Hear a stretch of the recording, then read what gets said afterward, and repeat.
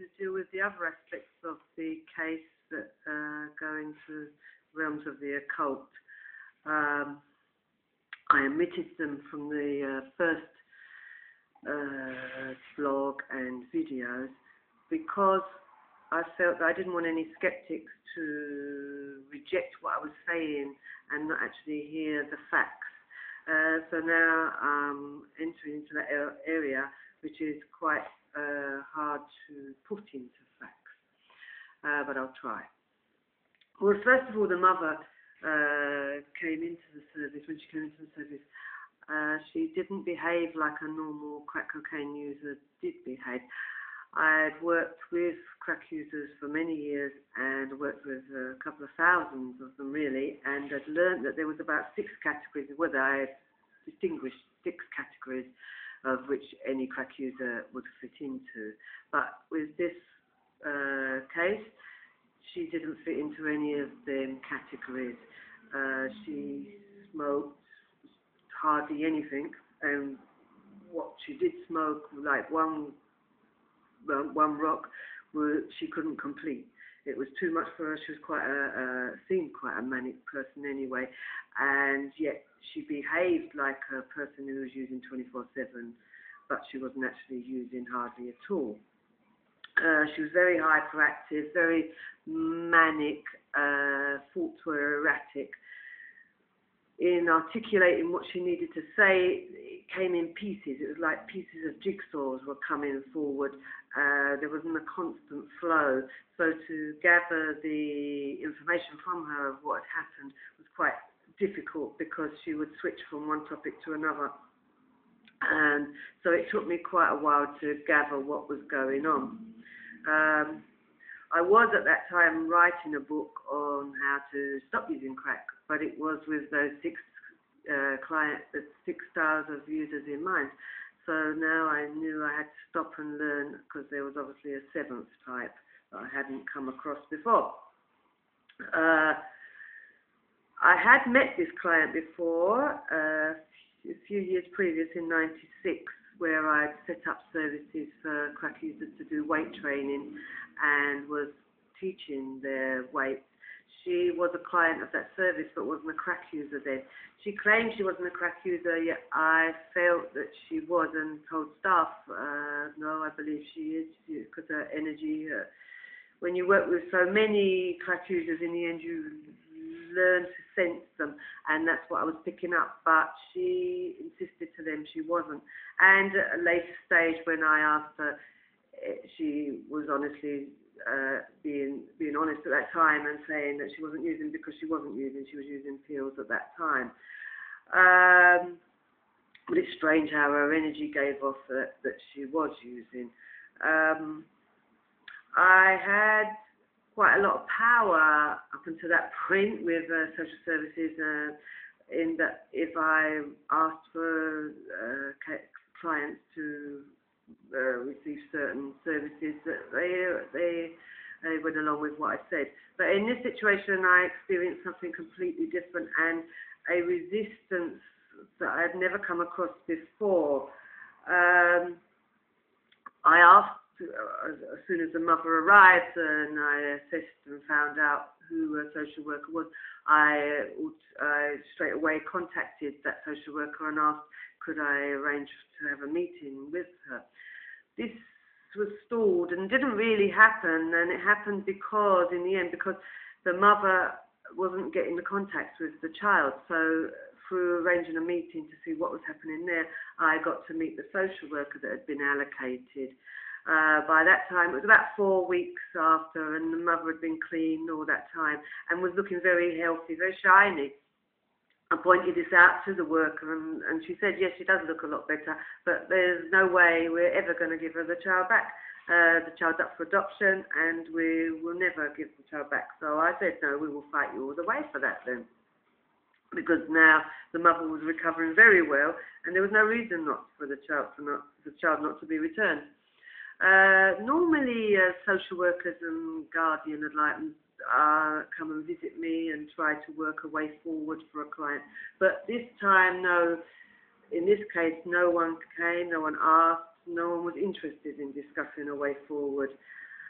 Therefore, after a year or so, I went to the chair of social services, who happened to be a guy who ran a community service in the borough, which had many children's services, and I had worked for him before running play schemes and so forth.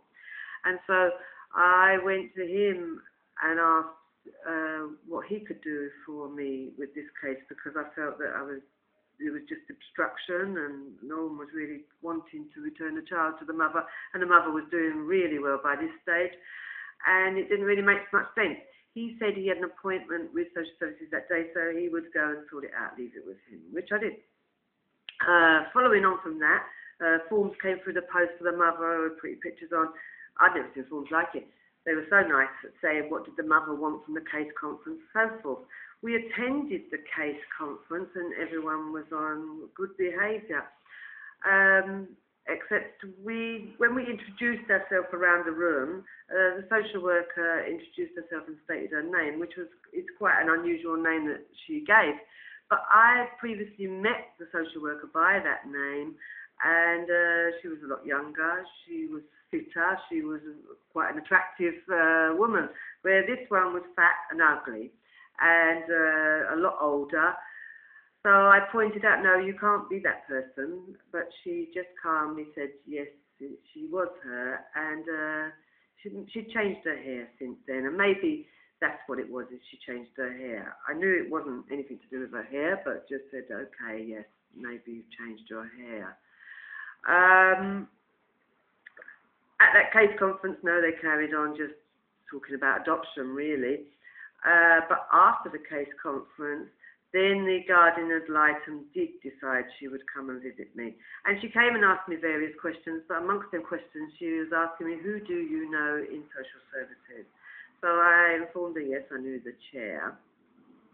And with that, she went away and shook my hand and left. Following on from that, I heard through the grapevine that the chair had been forced to leave. Well, he was given the choice between running the service that he'd set up from scratch, the community service, or stop being the chair of social services. So he chose to keep his service and stop being the chair of social services. Normally, I was considered a good worker, I think, by him, because whenever I'd asked for work in the past, he always gave me work. When my service was being, the sales and my training were dropping and I was losing money and needed work, I approached him for work and I didn't get a response from him, which was very unusual. So I assume it was to do with the case that he didn't wish to discuss it with me.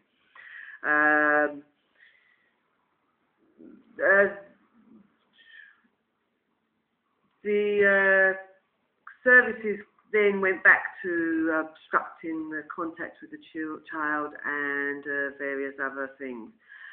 But contacts were arranged, and when they did happen, I attended many of them and videoed them and took photos and was just there to really witness that it all went well. On one of these occasions, a social worker that I previously trained in training around crack cocaine, I trained the teams for that borough, and on that occasion, found that social worker to be quite a good social worker and carrying not much prejudice. And at a later stage, a client of mine did have that social worker, and I said, oh no, this one, she's fine, so you'll be okay. And everything did seem okay. But on this occasion, I said hello to her and remembered her name, but she said no, that wasn't her name no more, and she'd changed her name. She was okay at that contact, but I was explaining to her, oh, they're obstructing the mother getting the child, I don't know why. And she just stated, oh, she's meant to have the child, she will have the child. Well, she got the child. The last contact where the child was being returned to the mother and it had to be done on a gradual process, the last contact at the nursery is when the child wet herself and the mother saw the vaginal area swollen and was discharged and so forth.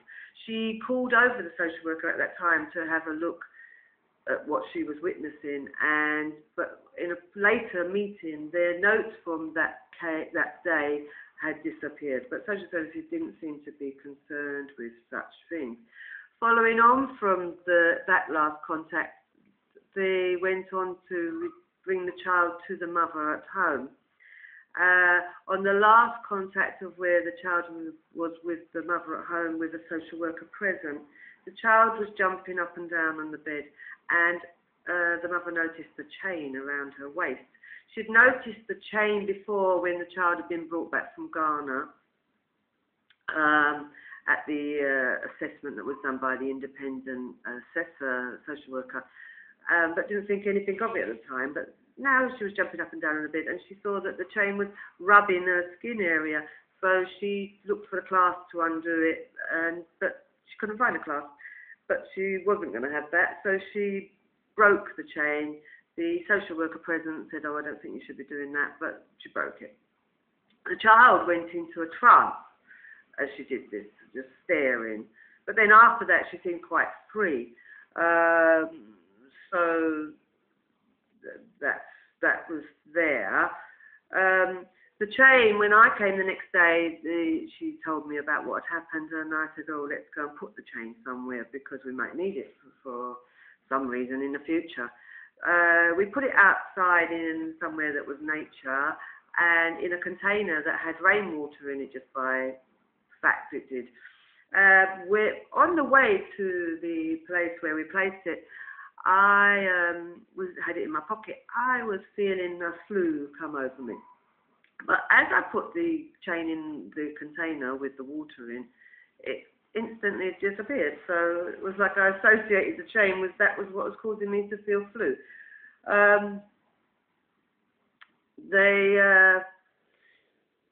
The social services then arranged for a case meeting to be held at the mother's house. I hadn't heard of such a thing before, but okay, she went along with it. Just prior, like days prior to the meeting being held at her house, in a knickers drawer she found a garlic, which was strange. So I came to her house. She said, "Oh, I found the garlic." I said, "Oh, we best look around the house for other things that may be there."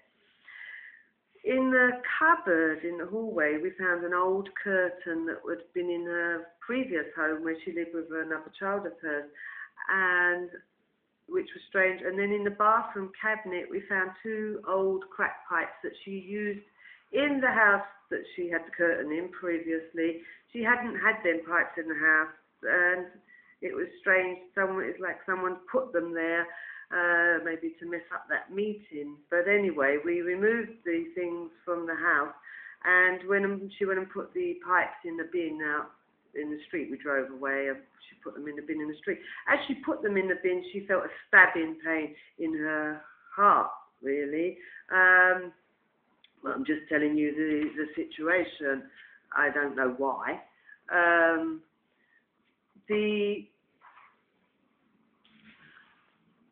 It seemed that people were either trying to make her think about black magic, or they were actually doing black magic.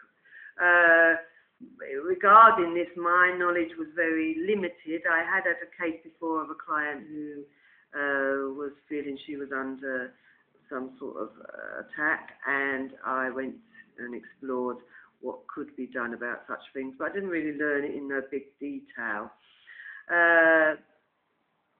The child then was allowed unsupervised contact in the mother's home, but this was really messed with, and they gave the mother one sheet of dates and times to collect the child, and they gave the foster carer another set of dates. And when she did have the child, she'd have to go and collect her, and then bring her to her home or out somewhere, and then bring her back. On returning her, the child would scream and be pleading she didn't want to go back, but the mother had to say, "Okay, you will be with me soon, but you do have to go back." She told the guardian, well, I told the guardian ad litem that this was occurring, but the guardian just dismissed it and said, "Oh, I'd be surprised if the child doesn't have an attachment with the foster carer. She's been with her for 3 years. Also, we noticed that there was a scar that appeared on the child's shoulder. It was like an old scar.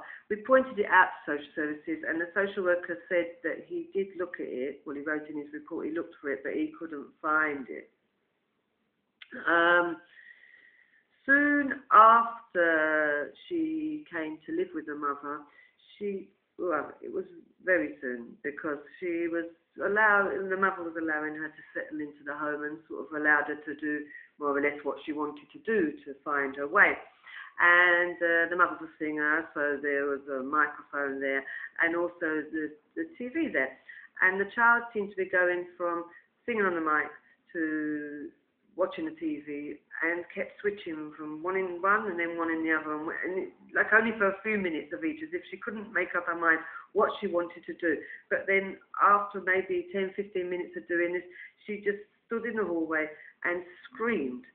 And after she screamed, a ball of, like a lump of jelly came out of her mouth onto the carpet, and it was like jelly and brown. Didn't really make much sense, but I'm letting you know that this happened.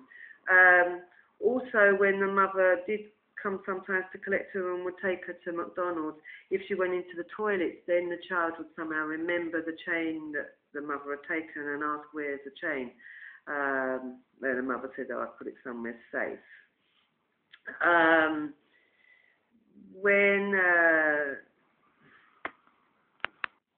When it was the final time for the child to be returned, the carer was, with contempt really, said, oh, careful they don't take her back for being underweight. Well, she was on the right track there, because the child wouldn't eat. You had to feed her, and she was 3 years old. If you didn't feed her, she would just sit with the food, and it would take forever for her to eat. We'd ask her, do you not want the food? She'd say, no, I do want the food. So we'd leave her with the food. So it was a complicated situation, because we wanted her to mature and shouldn't really be feeding her at 3 years old, but at the same time she seemed to be struggling to eat the food, and I had no idea why she took so long. Even years later, I discussed it with her and asked, what was happening there, and she says, I did want the food, I just couldn't eat it, I don't know why. I'd worked with children for many years as well as in the drugs field, and I've been a naughty child myself, so I sort of understood how naughty children tick. But this child wasn't really behaving like a naughty child, but she wouldn't do things. It was like she was very rude and hard to get to do things, really, anything.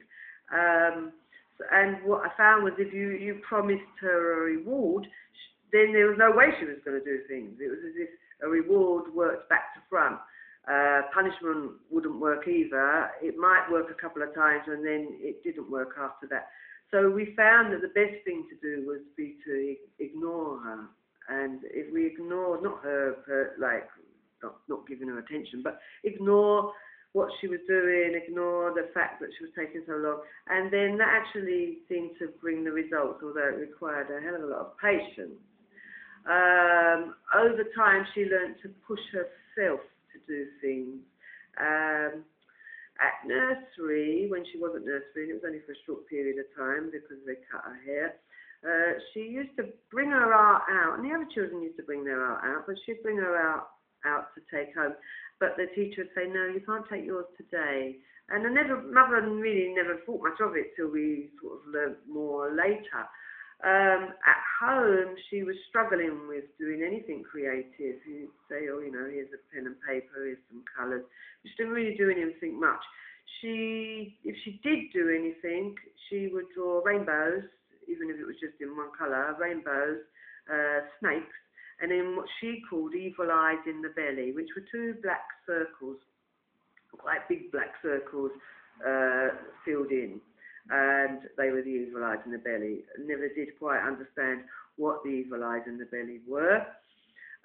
Other than that, she would scribble on the corner of a sheet of paper, maybe that big, and just do a little scribble and tear it off, and then tell you that's your receipt. Beyond that, not really any craft. A few months after she'd removed from the nursery, she did inform me that the daddies, which were the paedophiles she described, they taught her to call her, she had to call them the daddies.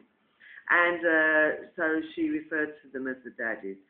And she said the daddies had been in the nursery and told her to stop drawing, and that's why she'd stopped drawing. So I went and got her 2 sheets of paper and was like you draw all you like. Because of the hair and now cutting in the school and in the nursery, we had to home educate her. This was very hard. She found it very hard to concentrate. It's as if when she did try and concentrate, she'd go into some sort of trance. And so it took a lot of perseverance to teach her to read and to write. But now she's a bookworm. There's no stopping her. She fought against that occurring and managed to overcome it. The art, again, we persevered with, and in the end she was able to do patterns, and she liked creating patterns, very intricate patterns. But then I had to sort of educate her mind to understand that art, no one can judge art, because art is what you express, and no one can say, oh, it should be like this or it shouldn't be like this, because it's your expression. With that understanding, she developed and is quite good at art now. Education, when they came, they were always impressed with the level of her education. They always said she was very advanced and a very happy child. Their visits were rare. Strangely enough, we had the head of education for the borough and a head teacher, both quite elderly and very highly paid, I would think, to come and assess her, which is, how would you explain that? Because there was no difficulties with the child's learning, so why did we need such highly qualified professionals to come and see the children's work? Once I did say to them, oh, when I mark the work, I put little stars on them, and they were quite interested to know what sort of stars, because we see stars that you draw. So I showed them. They never asked about the cutting of the hair. I never was interested in that.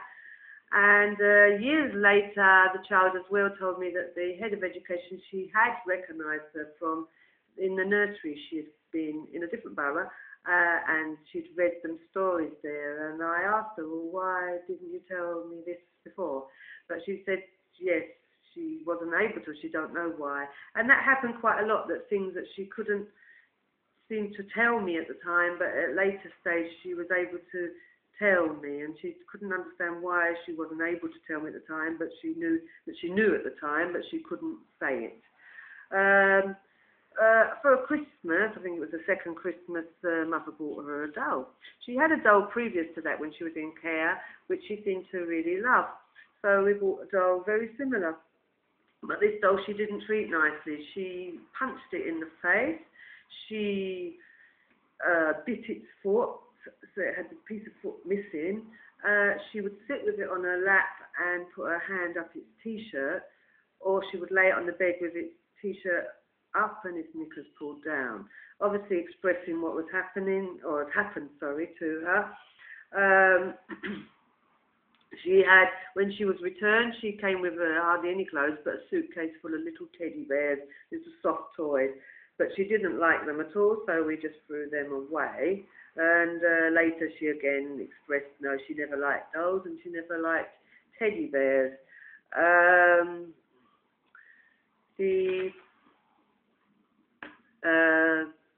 Her behaviour, as I said before, was very rude and antisocial. But it depends, with other people it depended on who they were, because for some people she would be rude to and stare at and be quite nasty to, and others she'd be the perfect little angel. So different people knew her as a different character. Again, this behaviour we found had to be ignored, because else it would become worse if it was acknowledged. The mood swings also occurred where she could be happy and then all of a sudden she'd just be in a miserable mood and negative thinking and so forth. This was for no apparent reason that we could see, but I found that exercise helped. So we did a lot of walking, dancing, and they had trampoline in the garden, punch bags, swing ball, and singing helped as well. It helped it somehow as if you had to shift the energy. And she became very independent in the end and a very focused individual and knows herself very well. Other things that occurred in the case that I can't really understand, but I will tell you them, is when they were first moved to my home, the health visitor came to our house without invite, and so I came outside my door because someone had let her in downstairs and we lived upstairs. So I came outside my door, shut my door behind me, and she asked, is the mother there? I asked her to leave my home. I said she was trespassing and said, please leave. She continued to ask, although I continued to lead her down the stairs, saying that she was trespassing and could she please leave. Eventually she came outside the house and she gave me a note saying that she wanted to contact the mother. I took the note and bid her farewell. A few weeks later, following on from that, I was walking to the shops a few roads away from where we live and leading to the town, and I saw her along the road pushing a child in a pushchair, the health visitor, and then I passed her, carried on. Further along the road, on the high road, I looked behind me. She was still behind me. Then I carried on a fair pace, and there's only one road that leads to the supermarket. Got to the supermarket. I came in through the back entrance of the supermarket. As I came through, she was coming towards me in front of me.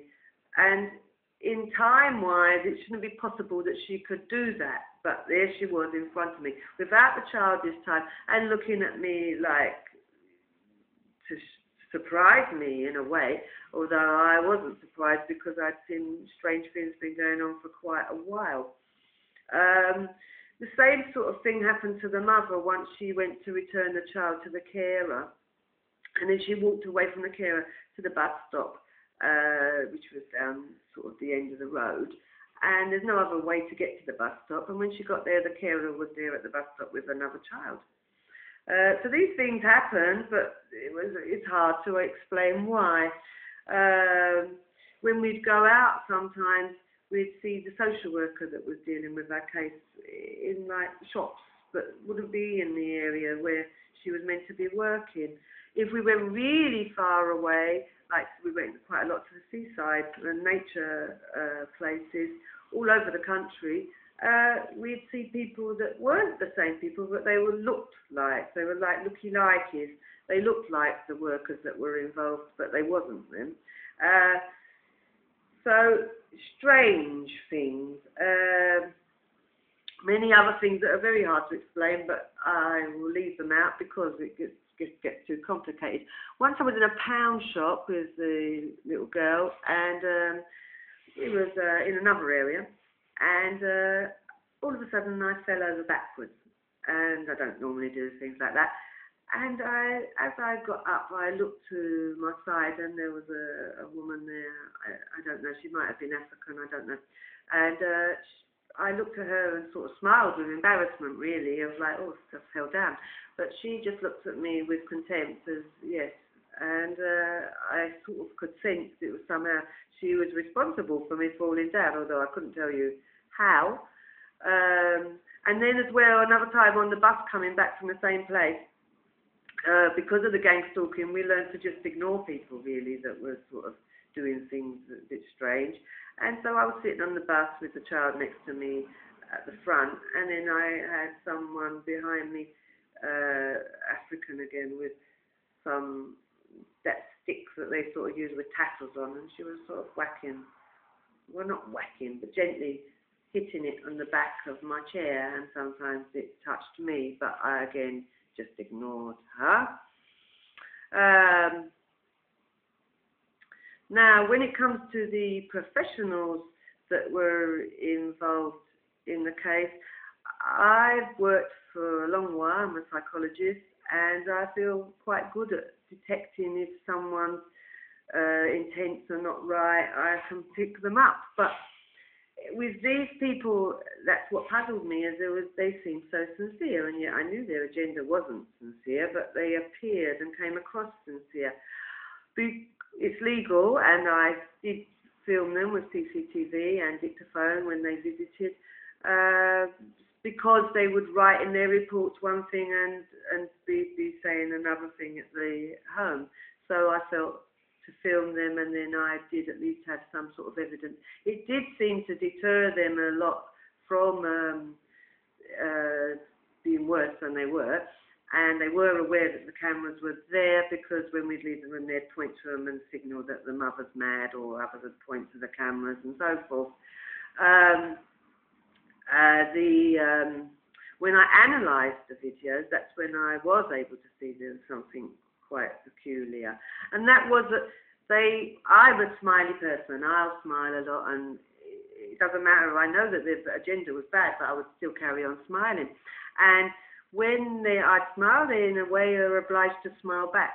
But it was as if they couldn't smile. Well, they did smile when it felt all natural at the time, but when I looked on the video, when they're smiling, then through that time they would quickly do this, and it'd be like a little smile. Their teeth would show, the sides would come up, and but it was very fast, that I wouldn't be seeing it with my eyes, but I would if I watched it on the videotape.